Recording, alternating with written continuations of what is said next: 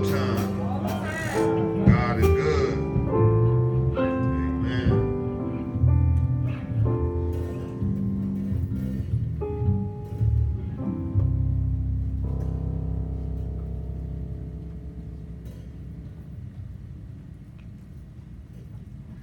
Amen. Good morning, everyone. Good morning.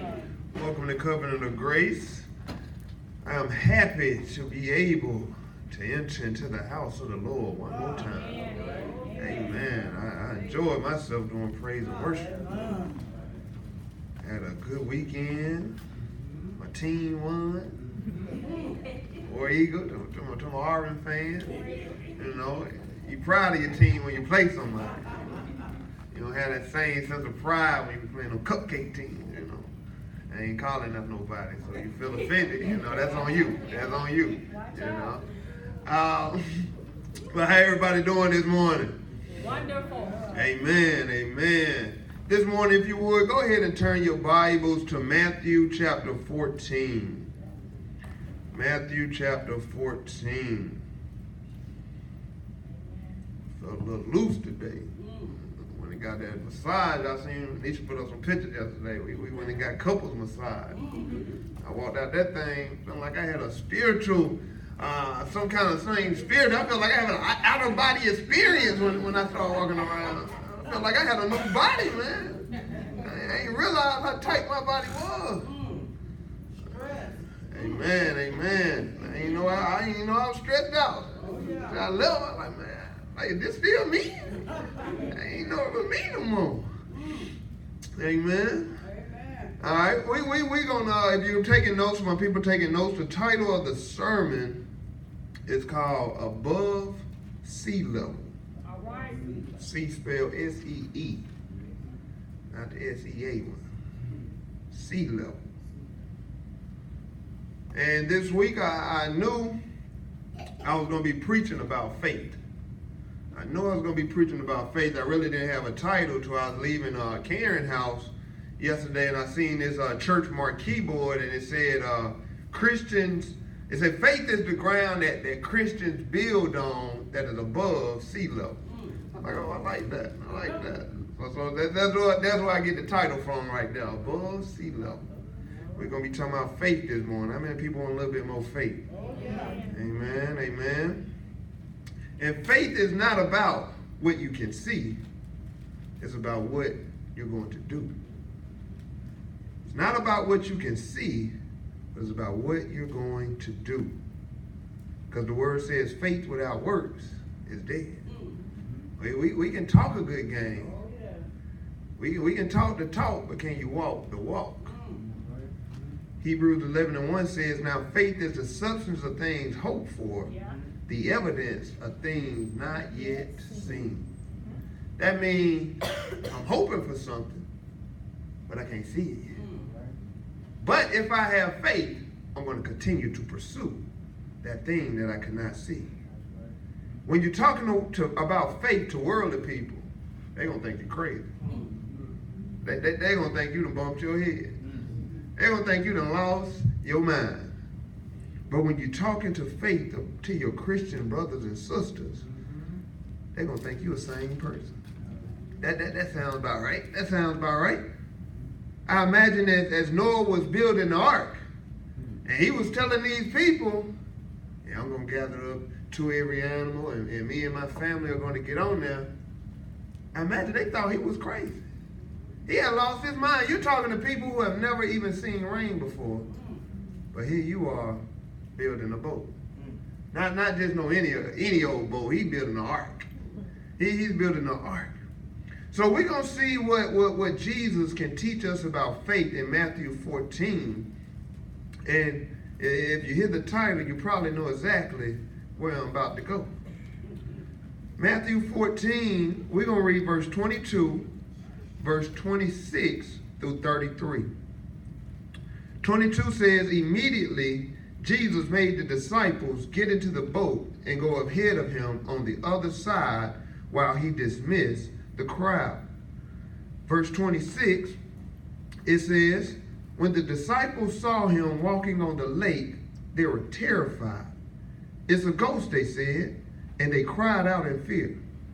But Jesus immediately said to them, "Take courage, it is I. Don't be afraid." Somebody say afraid. "Lord, if it's you," Peter replied, "tell me to come to you on the water." "Come," he said. Then Peter got down out of the boat, walked on the water, and came toward Jesus. Lord have mercy. But when he saw the wind, he was afraid and began to sink. He cried out, "Lord, save me." Immediately, somebody say immediately. Jesus reached out his hand and caught him. "You of little faith," he said, "why did you doubt?" And when he climbed up into the boat, the wind died down. Then those who were in the boat worshiped him, saying, "Truly you are the Son of God." Amen. Amen. We got miracles on top of the water going on right here.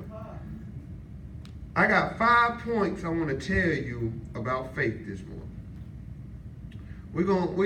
We have Jesus. It says he sent them. Jesus put them on the boat. Jesus had just fed 5,000 people with only 5 loaves of bread and 2 fish. So as Jesus was clearing out the crowd, he tells them to go ahead of him and get on the boat.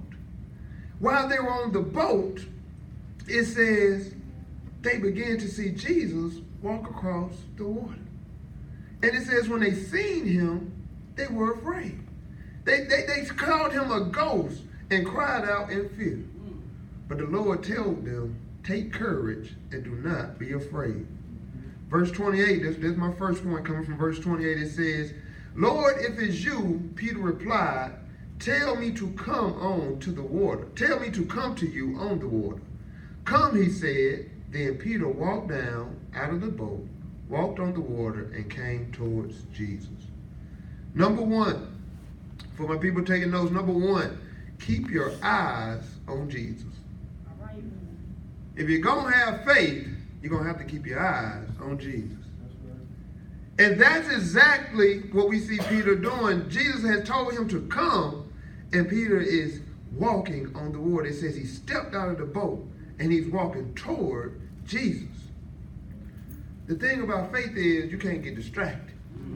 You got to keep your eyes on what you're focused on. You got to keep your eyes on what you cannot see. You can't be distracted by the things that you can see. See, that's faith right there. See, when you're walking in faith, you got to know how to stay focused. We have to stop telling people our dreams and tell our dreams to the one that gave it to us. Somebody caught that. Stop telling people our dreams and tell our dreams to the one that gave it to us. Because people will have you down what God told you. I imagine that as Noah was building that boat, people was like, "Bro, you know you're wasting your time, right? How you gonna two of every kind of animals? You ain't even got no carpentry degree. Do you really know what you're doing?" Come on now. I imagine if he was going all around town telling people he's building an ark, he would have began to doubt what God had told him to do. Remember Joseph. Joseph found himself in a pit because he was telling people his dream. He told his brother, "I'm going to rule over y'all." "Oh, you think so, huh? Well, we're going to toss you in this pit and you're going to get sold into slavery." All because you was running your mouth. We have to keep our mind focused on the very thing God has told us to do. It says, "Jesus, if that's you, tell me to come on the water." Verse 29, he said, "Come." Then Peter got down, walked on water, and walked toward Jesus. In that moment, he was focused on exactly what he should have been focused on.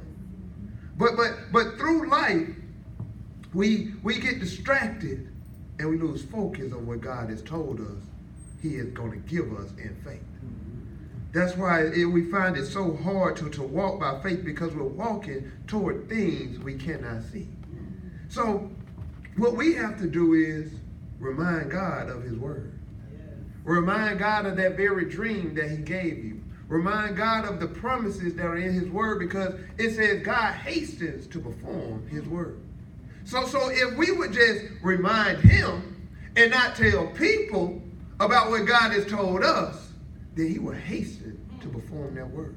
It says he watches over his word, ready to perform.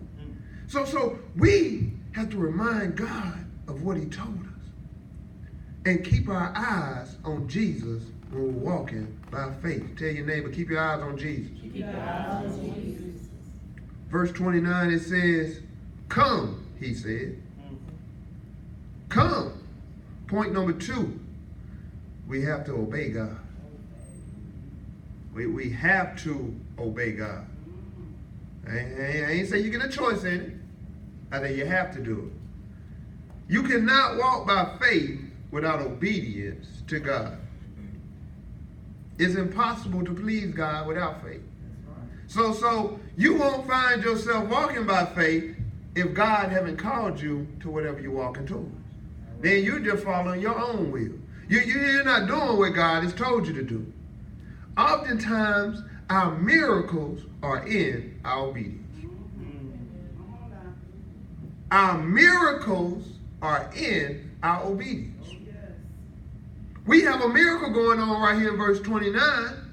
He said, come. And Peter got down off the boat, walked on the water, and came towards Jesus. That is a miracle. A miracle has happened only because Peter was obedient. If God would have said, come, Jesus would have said, come, and Peter stayed on the boat, no miracle. But through his obedience, he gets to experience the miracle God had in store for him. So we have to be obedient to experience the miracles God has for us. I remember when Abraham was about to sacrifice his son. And when God seen him, he had to be obedient to even experience being the father of many nations. If he never went to the top of the mountain, he never would have known a ram was in the bush. Amen? Somebody read their Bible? It says, when he went to the top of the mountain, he said, me and the lad shall return. Hold on. How are you going to return with somebody you're going to sacrifice? They shouldn't be returning back to you. But Abraham was speaking in faith. That's right. He was speaking in faith. Noah and his family were on the boat. And if he never was obedient to God, he would have been destroyed in the flood. He would have never got to experience the miracle of being saved by the ark. He had to be obedient to experience that miracle. Tell your neighbor, be obedient. Be obedient. What faith does is faith unleashes the supernatural. It is things going on in the spiritual realm that are just waiting to be unlocked, but you won't experience them until you walk by faith. If you continue to only pursue the things that you can see, you will never receive the miracle and the blessing that God has in store for us if we don't exercise our faith. Jesus was telling his disciples, he said, faith the size of a mustard seed can move mountains. If I had a mustard seed in my hand right now, you wouldn't even know. He said, just that little bit amount of faith, you can speak to that mountain and tell it be moved. And that's all we can't see the mountain being moved. But we can believe and speak to the mountain and tell it be moved. That's what faith is. Hope in the things that you cannot see. So faith only happens when we are obedient to God. Our miracles only happen when we are obedient to God. Number 3, verse 31, it says, immediately Jesus reached out his hand and caught him. You of little faith,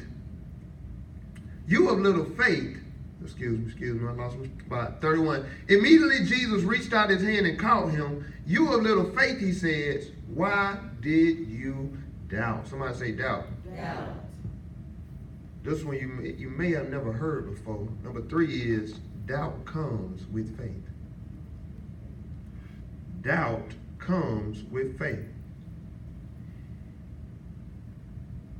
In verse 30 it says, Peter saw the wind and he was afraid and he began to sink.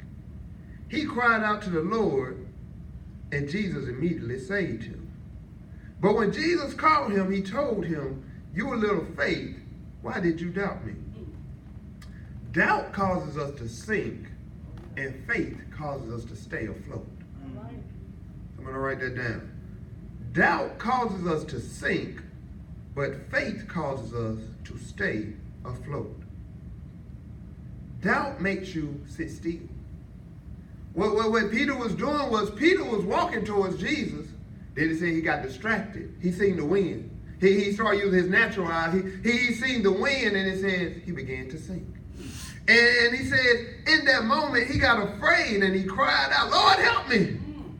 And immediately Jesus saved him.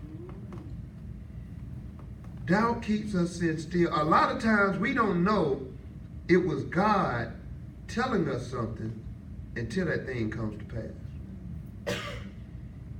So I'm finna explain that. A lot of times we don't know it was God until it comes to pass. I imagine as Moses was talking to the burning bush, he was questioning himself. Is this me? Or is this God? I mean, I am talking to a bush. It's kind of hot. I might be a little dehydrated. I might be hallucinating. I'm talking to a bush. A bush is talking to me. I imagine that as God was telling him, "You're going to go to Pharaoh and tell him, let my people go," he had a little doubt. He had a little doubt that, man, when he got back home, was I really, maybe I was sniffing too much sheep poop or something. Something must be going wrong in my head. Maybe this ain't really me. I imagine he began to doubt that was God talking to him. I imagine as Noah was building that ark, he may begin to doubt that God told him to build it until he felt rain. Amen? Amen. Man, did God really tell me to build this ark? A flood? We never even experienced rain before. But I'm building an ark to save me and my family. He doubted maybe just a little bit until he felt that rain. Moses doubted maybe just a little bit until he was in front of Pharaoh. Oftentimes, doubt comes with faith until we see that thing come to pass. So we can't, we understand that we're going to have doubt, but we can't let that doubt sink us. Because when that doubt sinks you, now you're under sea level. You're under sea level. And when you're under sea level, you're looking up.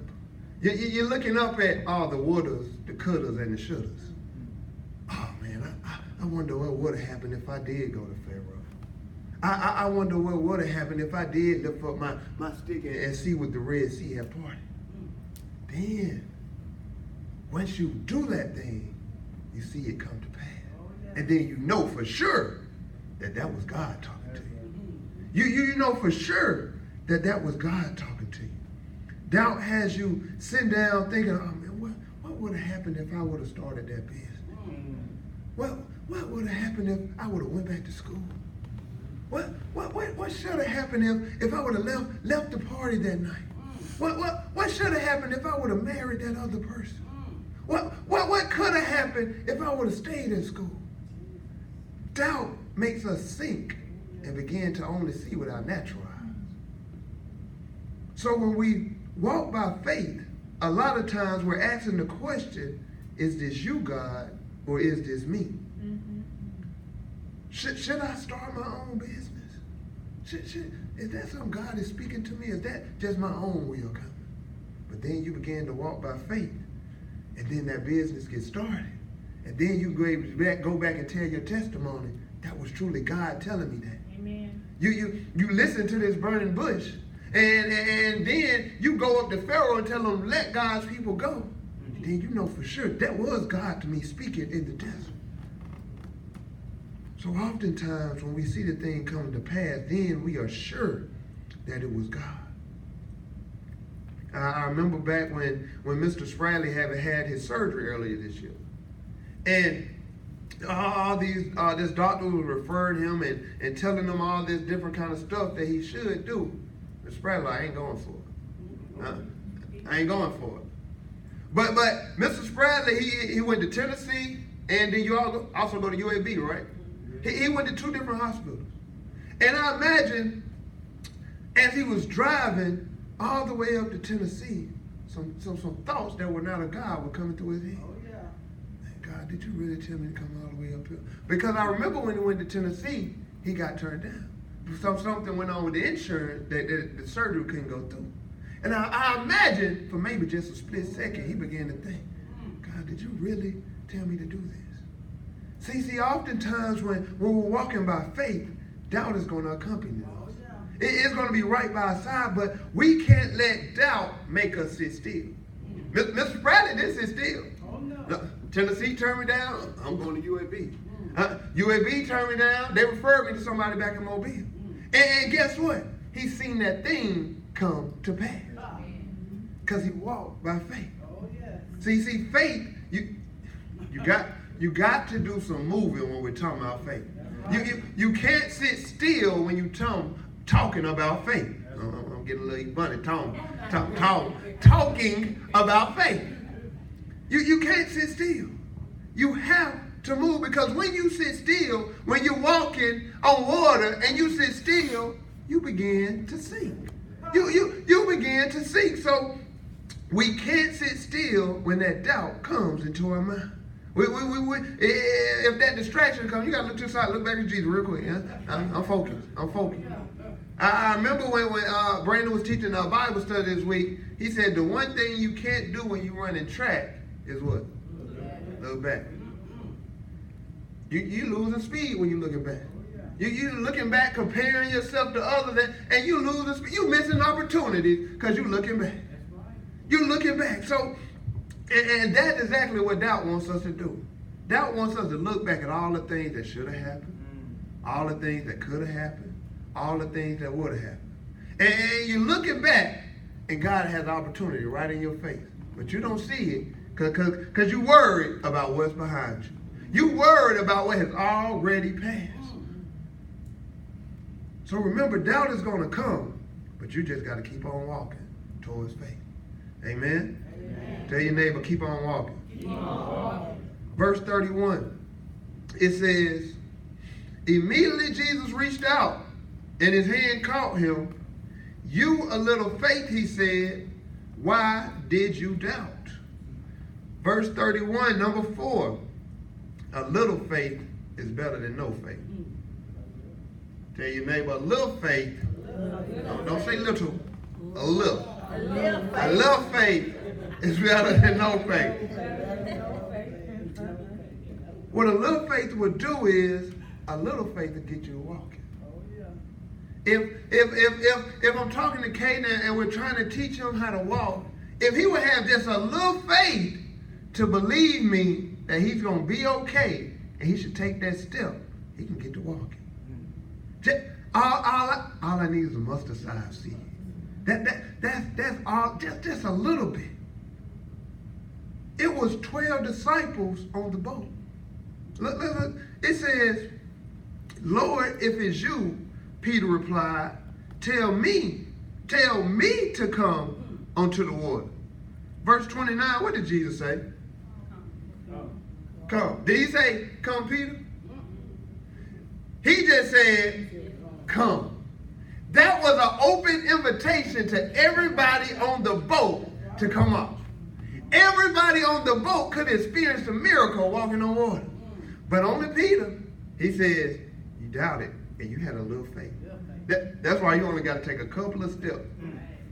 You got to taste some of your miracles. He says, but if you would have stayed focused on me, you've been out here like Philip, what's the guy? Michael Phelps. I was about to say Philip Rivers. Michael Phelps. You could have been out here in the water with me even longer. See, the thing about faith is, it seems crazy until it happens. It seems crazy that you would stop your job and go start your own business until it happens. It seems crazy to go build a boat for you and all the animals until the rain comes. It seems crazy to go towards the Red Sea until it get parted. Those things seem crazy until you see them happen. I imagine that as before Peter stepped out the boat, the other disciples were laughing at him. What lost his mind? He's gonna get off the boat on the water? He done lost his mind. Look at him. Look at him. Look at him. You know how you be in class. Look at him, man. Look at him. He finna step off on the water. And guess what? It seemed crazy. It was funny until you see him out there standing with Jesus. It was real funny until you seen it happen. See, a little faith will get us going in the right direction. Just a little bit. A little faith says, I don't know if this will work out, but it won't be because I didn't try. Just a little bit. I don't know if this business is going to succeed, but it won't be because I didn't try.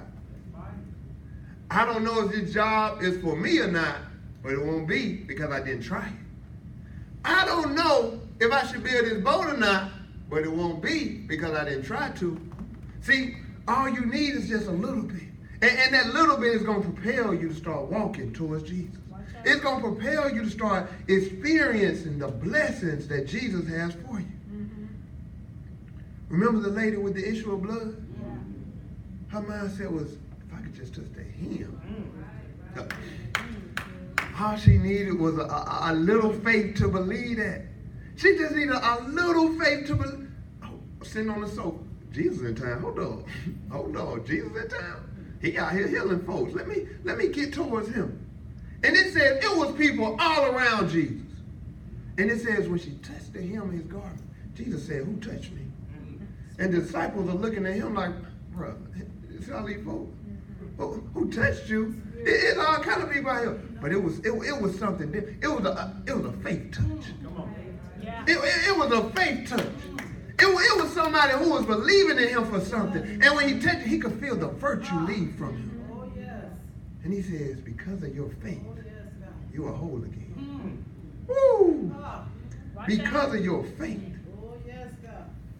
That you just had a little faith. And you got up and you came and found me. When she got there, I imagine she kept her eyes on just him. I imagine she wasn't distracted by all these other people who was trying to get to Jesus too. Because she had just a little faith. See, a little faith to get you to move. The man who was paralyzed and his friends tried to get him to Jesus. He couldn't get himself there, but his friends had faith. His friends had faith. And they said they tore the roof down to get him there. The roof is caved in. Baby, it's all say on fire. The roof is caved in. Because we need to get our friend to Jesus. They just had a little faith just to get him there because they know that Jesus could help them. See, faith will get you to move. Verse 30 and 31 again, it says, when he saw the wind, he was afraid in the beginning and began to sink. He cried out, Lord, save me. Immediately Jesus reached out his hand and caught him. You a little faith, he said. Why did you doubt? My final point, number 5. Jesus will save you.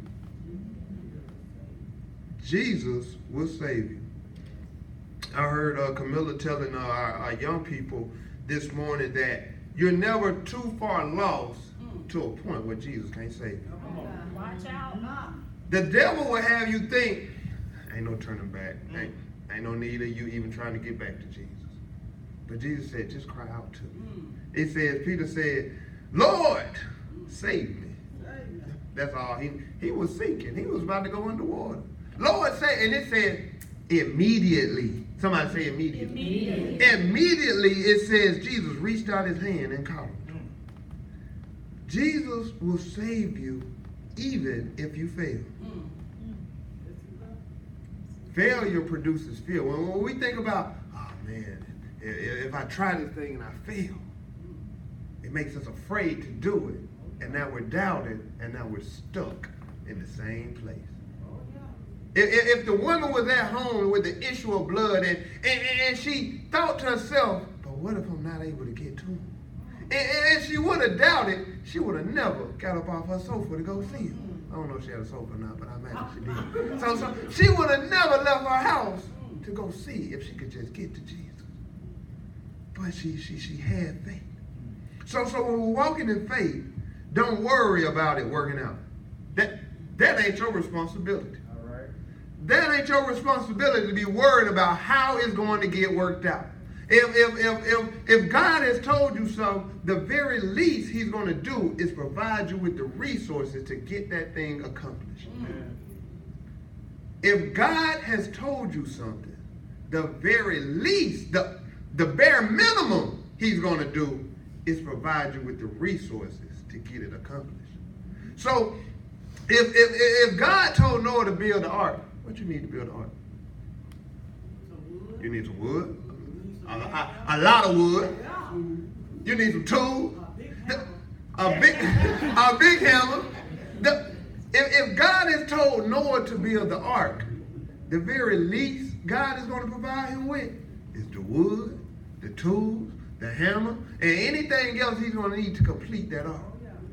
Because he's walking by faith.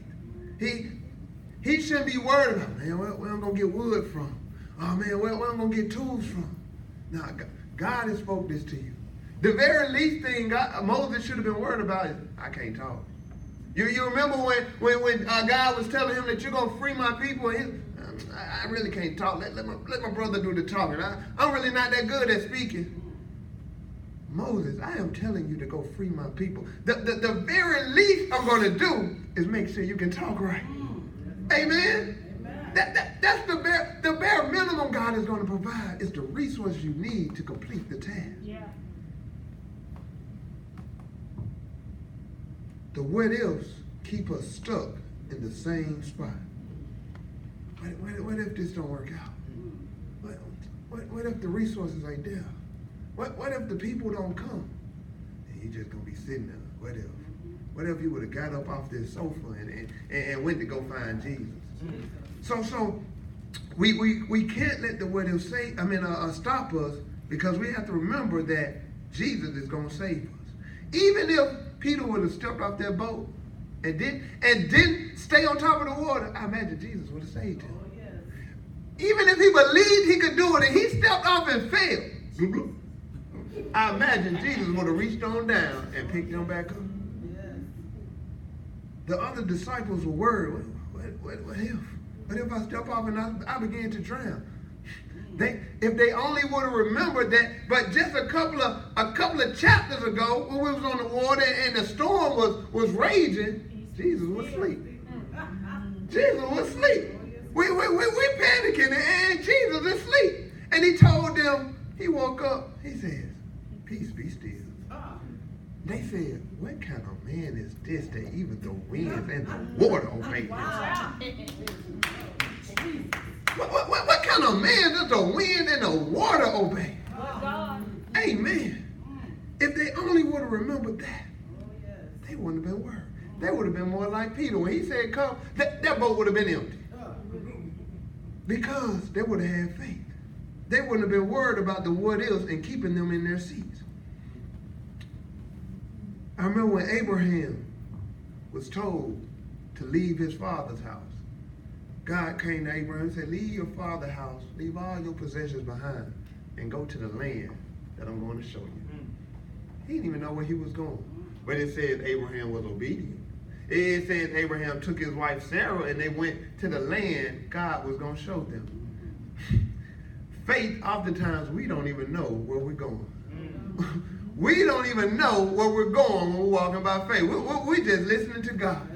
Each step we take, okay, God go left, okay, God go right, okay, God go straight. We're just listening to what God tells. We don't even know the final destination. But it says, as Abraham was in a foreign land, guess what crept up on him? Worry. He was worried about the place he was in, if these people here even believe in God. Well, God has told you to go to wherever I'm sending you to. Don't be worried about the lands that you're crossing. I got you, Abraham. But it says worry got the best of him. He says, so he tells his wife, okay, while we're here, you know what, if somebody asks us, instead of you saying you my wife, you look too beautiful to be my wife. You know? you look too good, girl. You look too good. That's what I would have told Danita. You look too good, girl. So he says, instead of telling people you my wife, we're going to say you my sister. That's more believable. You look too good to be my wife. We're going to say you my sister. Well, what happens is, he goes into this foreign land. Sure enough, somebody asks him, who is this you're with? He says, my sister. She says, this is my brother. And the ruler takes her for himself. Now you done got your white kid now. You done got your white kid now because you're out here lying. So it says, while he's there, the man takes Sarah. And it says God comes to him in the dream. And he says, brother, that woman you're laying with should marry. And if you don't return them, all the wounds in your house are going to be closed up. And the man pleads with God. He said, please don't do that. Because I didn't know she was married. He told me it was his sister. So I did it in good conscience. That's what he says. He says, so God, please have sympathy on me. And God tells him, if you return her back to Abraham, we all good, bro. I'm paraphrasing. We all good, bro. So just turn her back to Abraham. And he said he not only returned her back to Abraham, he gave Sarah's sister some sheep, and not sister, her brother, some sheep and some money and all of these other things. So I said all that to say this, that even when you're walking by faith, Jesus will save you. Oh, yes. Because even though they were in a foreign land, God came to this ruler and said, let her go. Even though you have stepped outside of my will. You're not doing what I wanted you to do anymore, because now you're out here lying, but I'm going to still save you. We can't be worried about failure, and we have to remember that Jesus will save us. Doubt doesn't drive Jesus away. Somebody got that? Your doubt doesn't drive Jesus away. When Peter doubted in the text, it didn't say Jesus turned his back and left him. It don't say that. It says when Peter doubted, he began to sink. He cried out, save me, and the Lord saved me. What Jesus does in our moments of doubt is he uses it for opportunity to teach us. Woo! What Jesus does in our moments of doubt is he uses it for opportunity to teach us. Look what he told him. He didn't turn his back on him, but instead he told him about himself.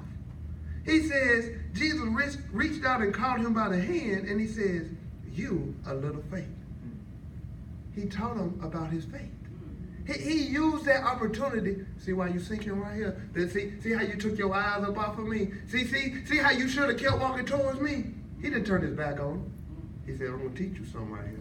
I'm going to teach you just how little faith you got. Even though you just seen me feed 5,000 people with two fishes and 5 loaves of bread, but yet you still doubt. He says, that's how little your faith. You just seen me speak to the winds and the waters and tell them be still, but still you doubt. He says, I'm going to teach you something right. I'm going to teach you just how little faith you got. But even though we only have a little faith, God thinks we're too important to let us drown. Even though he had a little faith, God didn't let him drown. God thinks he's still too important to let him drown. And that's how God feels about each and every one of us. No matter how many times we fail, no matter how many times we turn our back to God, he thinks we're all too important to let us drown, to let us go astray. Jesus was telling a parable about the shepherd and his sheep. And it says if a shepherd had 100 sheep, he said, and one got away, he said this shepherd, a good shepherd, will go after that one sheep. Yeah. A good shepherd. And Jesus said, I am like that shepherd. He said, if I was to lose one, I don't want to see not a single one perish. Because that's just how much I love you. Tell your neighbor, Jesus will save you. Jesus will save you. Amen. Amen. If we would all stand in prayer.